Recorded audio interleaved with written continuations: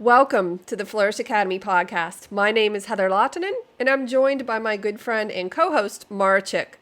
We believe that everyone can be successful in any endeavor they pursue, whether it's personal or professional. By constantly nourishing your mind, reading books, you can impart this wisdom, these tactics into your life and your business. In this podcast, we will be discussing the books that have impacted us and share actionable strategies at the end of each episode to help you succeed. Well, just essentially, we read the books. You don't have to. Wow, we're making life easier. Today, we are starting our discussion on Successful Women Think Differently, 9 Habits to Make You Happier, Healthier, and More Resilient by Valorie Burton. Now, just a disclaimer, though this book says Successful Women Think Differently, I think that the strategies in here are universal. So don't stop listening if you're a male. We're not discriminating. We're not discriminating. There is information in here that will help you as well. Again, Valorie Burton is like my favorite author. She's amazing. So you introduced her to me, and the first book we read was Successful Women Speak Differently, which I devoured. I loved. So when you told me about this book, it was a no-brainer. She has several books, doesn't she? She has a lot of books. I think I've read probably 5 of her books so far. She's my favorite author. So I'm really, really excited to be talking through one of her books. So are you ready to get started? I am. Ooh, this is so the subtitle of this book is 9 Habits to Make You Happier, Healthier, and More Resilient. So hopefully today we're going to get through habit number 1. Habit number 1. So we're going to start in the introduction from the book, page 11. And Valorie starts here with defining success. Success is a harmony of purpose, resilience, and joy. When these 3 elements flow together, you will experience true success. Think of it this way. Success is living your life's purpose and embracing resilience and joy as you do it. Okay, and then she goes on to define purpose. Service fulfills the successful woman. Purpose is about making a difference in the lives of others. In other words, you cannot live your life's purpose unless you are in some way serving others. Although our purpose often brings us joy, it's not about us. It is always about using your strengths in the service of others. This is critical. This is probably the key foundational point of the entire book. Your purpose is not just about you. And in fact, that's secondary. Primarily, your purpose is about serving others. How can I help, focus, and serve others? And by the way, that purpose and that focus will bring you tremendous joy and happiness. We are all about servicing others. Like I always feel with my photo shoots, it's about what I'm doing for my clients and helping them live a better life after they've been with me.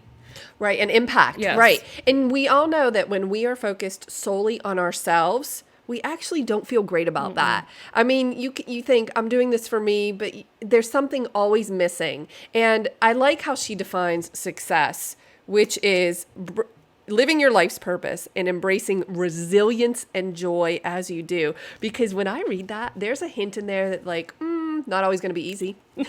There might be she some doesn't struggle. say, oh, yeah, you're just going to whiz through life. Because why would she use the word resilience? Yeah, there's going to be some issues. So she also goes on to say living your purpose is not only what you're here for, but it also empowers you to succeed, which is killer for me.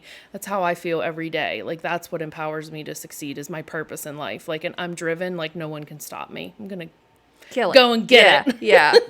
Because she has this, in the notes, she says, who do you impact? And I think the reason you're so motivated is because you're very clear on who it is you impact. But if you think you're just doing something and you're not sure why or who, you're going to feel a little bit lost. So I think the key here is who do you impact and how do you impact them? Defining that so you understand what drives you. I agree. Okay, right back into the book. We're going to move to page 13. Again, we're going to start, it says women, but again, universal here. Women have a unique set of concerns and challenges to navigate on our path to success. We have unique societal expectations, ones that often tell us who we should be, but who we want to be may not fit into that box. I don't know what life is calling you to, but I know that if it's your purpose, you are uniquely equipped to fulfill that calling. Success will quite likely look different for you than it does for the woman next door or even your mother or your sister. While we are all wired a bit differently, there are some basic foundations for happiness and success that must be present.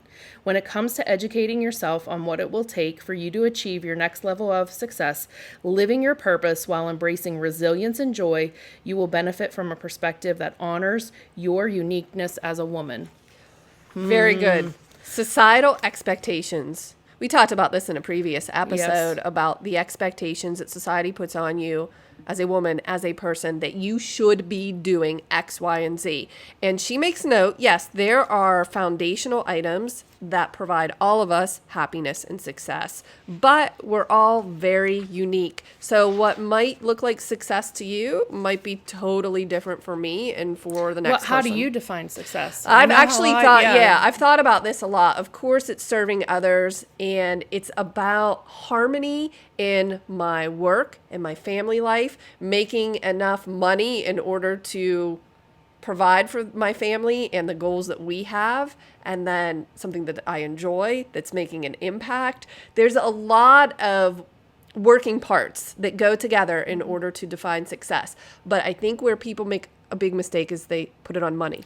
I was just going to say, like, my definition of success has nothing to do with how much money I make. And that's hard for me coming from a family that has run successful businesses and has sold businesses for lots of money.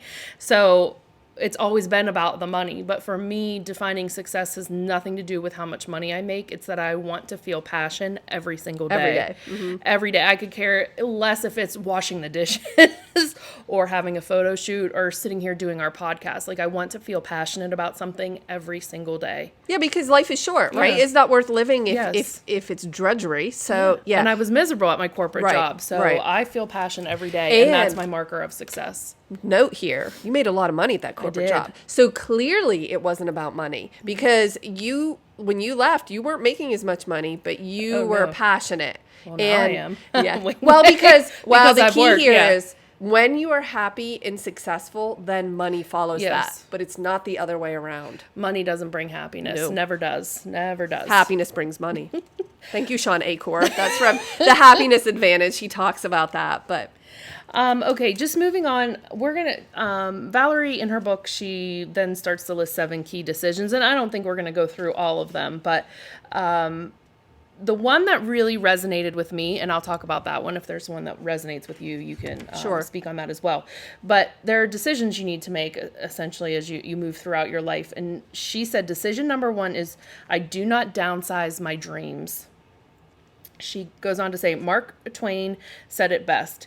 It isn't the things we did that we most regret. It's the things we didn't do. To succeed at a high level, you must start expecting more. And I expect quite a bit of myself. You do. And I'm not willing to downsize any of my dreams at this point. And I've shared a lot of my dreams with you, and they're big. I have big stuff that, like, I think people don't realize that's working in my mind, and I'm ready to go. But I'm not sacrificing any of that. Like, I'm going to reach for it as far as I can. And the sky's the limit.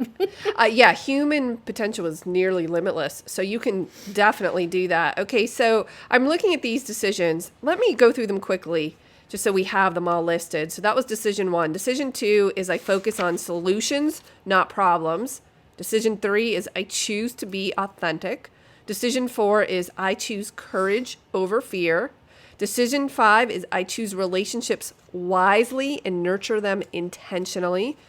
Decision 6, I will actively seek feedback and use it to grow. And decision 7 is I know my purpose and take daily action in the direction of my vision.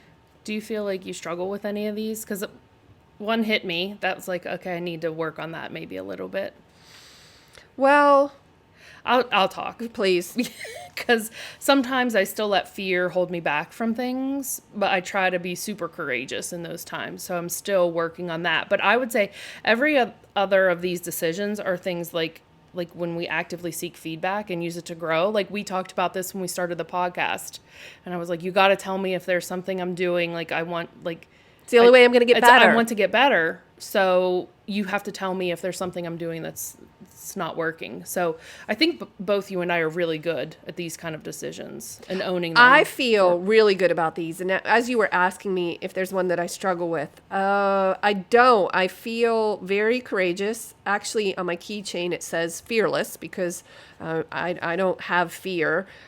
Decision 5, I choose relationships wisely and nurture them intentionally. I do struggle with this a little bit. She says success does not occur in a vacuum. You need people and people need you. Those with a strong support system have the resources that open doors of opportunity and empower them to manage any challenge. Don't go it alone. Happiness and energy come in relationship with others. Now, the reason I struggle with this is because I'm highly motivated and I work like crazy because it's not work to me.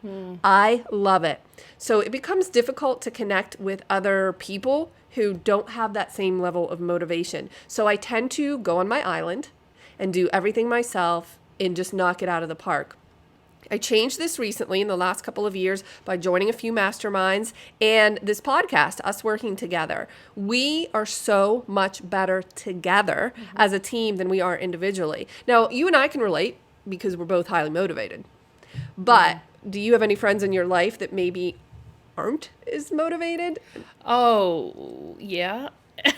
So, how do you say something to someone like, yo, get it together? But I need have you to a little step more it up. tact than Right. that, I think. But yeah, I think for us, we're kind of different. Like, and I think it comes from reading these books. Like, we kind of know how we're supposed to face things and challenges that come our way, and we're motivated to work our way through them.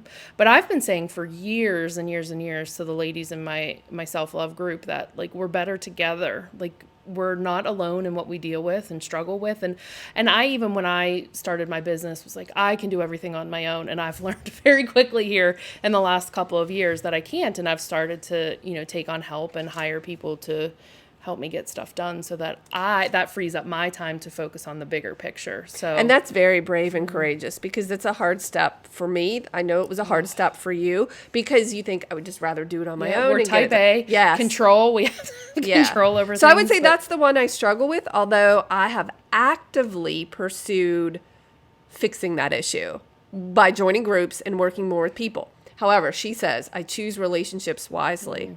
Okay, that means that some of those relationships had to end and I had to seek new ones because you become what you surround yourself with. So I have to be around high performers or people that want to just get after it. Well, could you imagine doing this podcast with someone who wasn't like you? I would. Thank you for not asking Joe Schmo on the street to do a podcast with you. I appreciate it. You're welcome. Okay, so we're going to move straight into habit 1. And Valorie defines habit 1 as believe you can do it. So from the book, I'm going to start on page 22.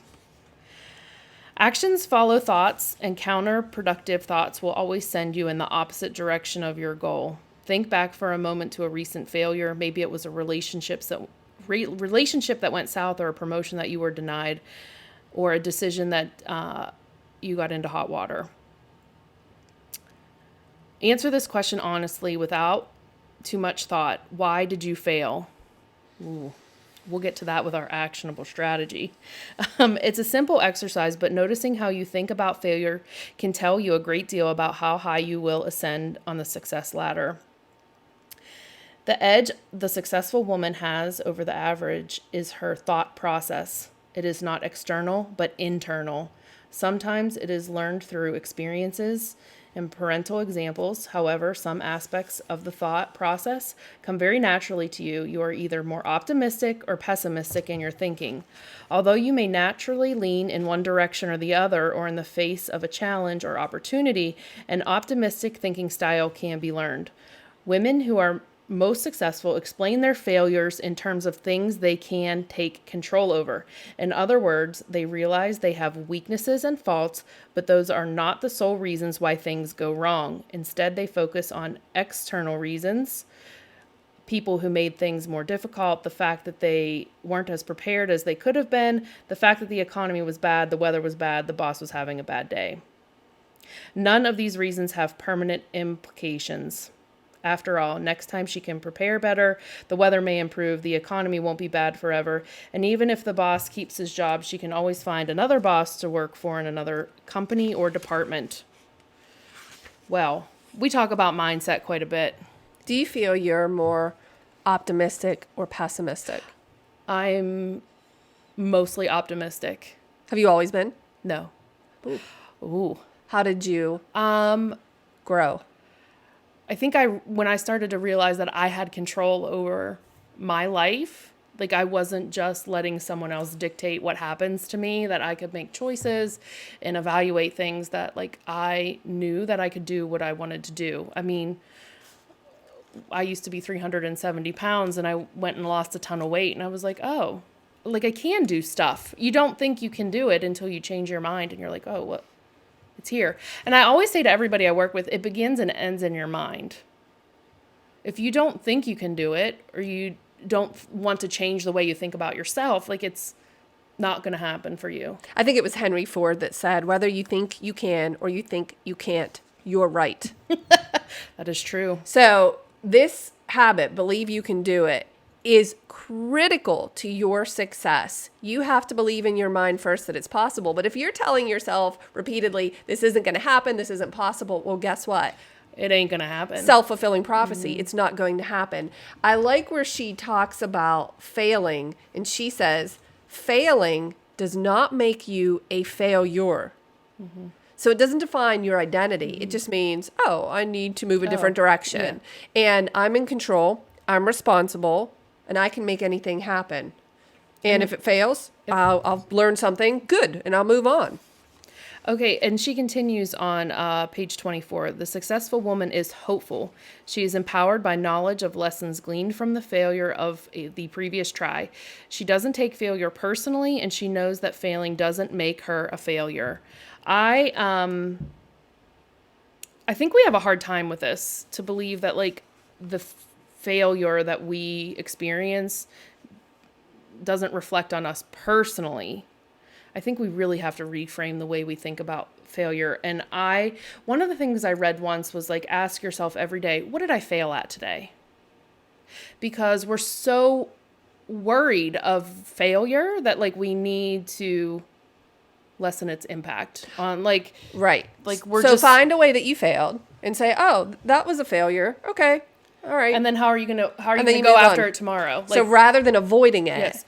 I'm going to stare it right in the face and say, how did I fail today? Okay. Because then you reframe failure. Then it's not something you're so afraid of anymore. So, I didn't die. Therefore, I'm still breathing. I have all of my limbs. We're good. Let's go. Let's move So forward. just start to reframe the way you think about failure. And then she just goes on to say here on page 25, the sooner you start paying attention to what you say to yourself about your life, your circumstances, and yes, your failures, the sooner you will break through to the next level. I want to say this. When you identify that failure, every day we should be doing that. I love that. Where did I fail today? And then in your mind, I want you to smile and say, good. Good. Because then I won't make that mistake again.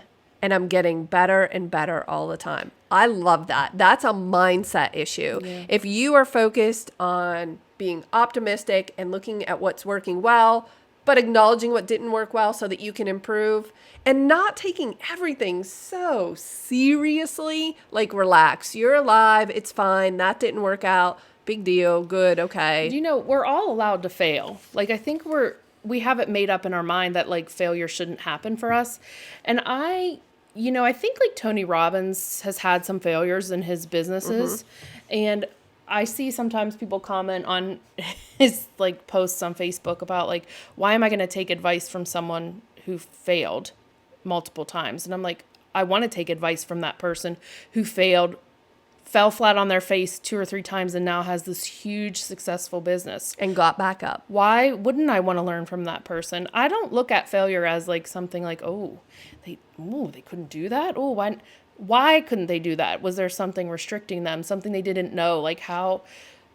And how did they use it to improve and make something better or different? I mean, have I succeeded at everything in my business? No.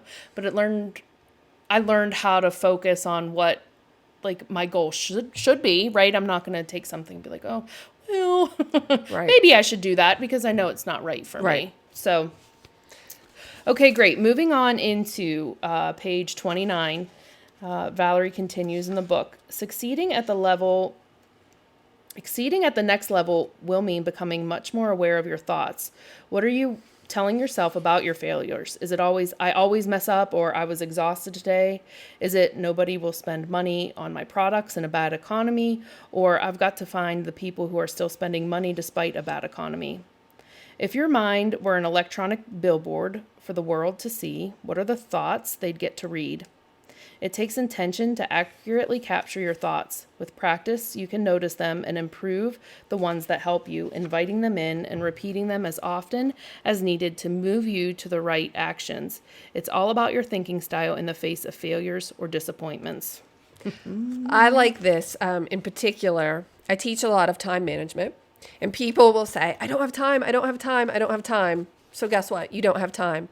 I own time. I have all the time in the world. And when you come at it from a place of lacking, you are going to find more lack because your thoughts lead to your actions. If the first thing you think when you wake up is, I didn't get enough sleep, I'm exhausted. If that's your first waking thought of the day, you have just set the tone. What a tremendous opportunity to reframe it. So when I wake up, I think, oh, thank goodness. I'm awake. What am I going to do today? What an opportunity. And actually, when I set my alarm clock, it says opportunity clock on my phone. It says that. And I think I got plenty of sleep. I'm well rested. I feel great. Okay, by the way, I do not always feel well rested and great, but that's the story I tell myself. My brain then believes it. Those thoughts trigger actions, and then I'm starting every day at a higher level. You have got to stop saying to yourself, I'm exhausted and I don't have time. Eliminate that from your vocabulary. It should be, I am vibrant, awake, alive, and I have all the time in the world. Even if it's not quite true yet, if you say that enough, it will become your reality. Ooh. Oh my gosh, you're getting on the soapbox. I am. I mean, you never make excuses for anything. Excuses are lies. Okay. You know where lies come from? The pit of hell, where all lies originate. Excuses are lies. You tell yourself you don't have enough time. Lie. You don't have priorities. When you say, I don't have enough time, replace the word and say, I don't have priorities. Because you're just confused about what to do. So you run out of time because you're doing all of these things that don't make sense. So excuses are lies. And I won't tolerate it. By the way, if I use excuses on myself, which I do because I'm human, I catch it and I just say to myself, I won't accept that. That's just a lie. Figure it out. We've talked about this in a prior episode about owning everything 100%. And I feel like when you make excuses, you're taking the ownership and putting it on someone else's plate instead of your own. And then you give that person control over your life. And it's a mistake. No one's taking control over my life except me. That's right. Right on. Okay, so I think we're going to end middle of habit 1 here. So one strategy I think that I want everyone to enact over the next week is to really reframe failure. I want you to ask yourself every day, what did I fail at today? And then write down. Celebrate it. Celebrate. Say, hey, I failed at something. That is awesome. Good. What can I do then to succeed at the next day? Or how am I going to use that failure to change my path? Right. Okay. Very good. Thank you, everyone, for listening. Heather, can you tell everyone how they can support our podcast? Well, first of all, they need to support themselves. You know, the best way to support yourself is to go to the website where the show notes are because you have the strategies listed, and you can also find details on products and services that we offer that just help support our businesses.